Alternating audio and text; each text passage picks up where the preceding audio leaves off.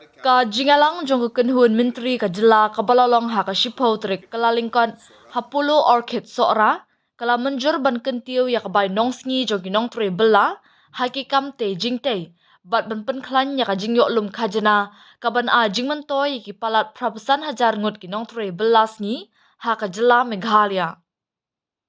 Da ka bashim ba ka de ka jingshim rai ka bakongsan jong ka Sorkar Menteri rang ba ka jela u konrad ki sama ulaong ba ka jingsiu ka barit ya ki nongtrei ki bahap hapo ka thup jong ki bala tebit bha menta kyntiew nruspa sapusan tingka naksan spa prapasan tingka ki bala nang nruspa san tingka nakasan spa laipo tingka ki ba shupdeng san spa nrupasan tingka nakasau spa nyopusau tingka bat ki bempat nang bha kyntiew san spa arpasan tingka nakasau spa khatkhandai tingka.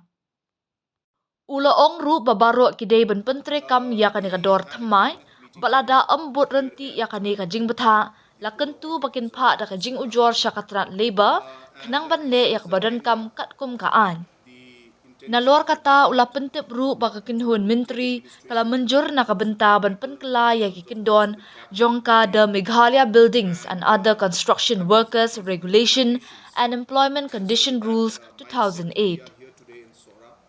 Pitip bangidon ka jinglum khajna bat ya ka ni ka pisa nang ta la pendon kam na ka benta ka jingmentoi jong nongtrei ki bala pendrong kerteng ha ka Sorkar.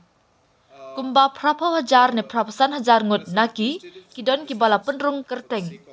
Kidon ki jingmentoi ba pher kumba phiyo jingmentoi ha ki jingsiu na ka benta kila jingsumar ki wei ki jingduna ha ki department bat phiyo ki jingsiu na ka benta ka jingpule jong ki khna ki ba pule ha ki school bat ki college kumta ngilapan bahaya kita ki jingmentoi bat kumta da kata ka jingpen kala ki pisa ki balet sha ki long yeng bat ki nongtrei ki bala register kinyo ya ka jingmentoi ka bakham he menta ka kenhun menteri kala ra ban pen kieu ya ki jingmentoi na ka benta ki nong bela ki bala penrong kerteng hapo ka ni ka kendon ulaong.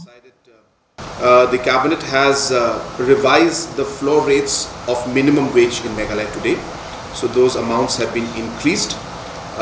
We will send you a detailed note of the actual amounts that have gone up for unskilled, skilled, so on and so forth.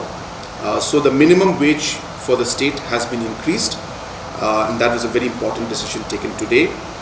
Second important decision that has been taken today is that we have amended the Meghalaya Buildings and Other Construction Workers Regulation of Employment and Conditions Rule 2008.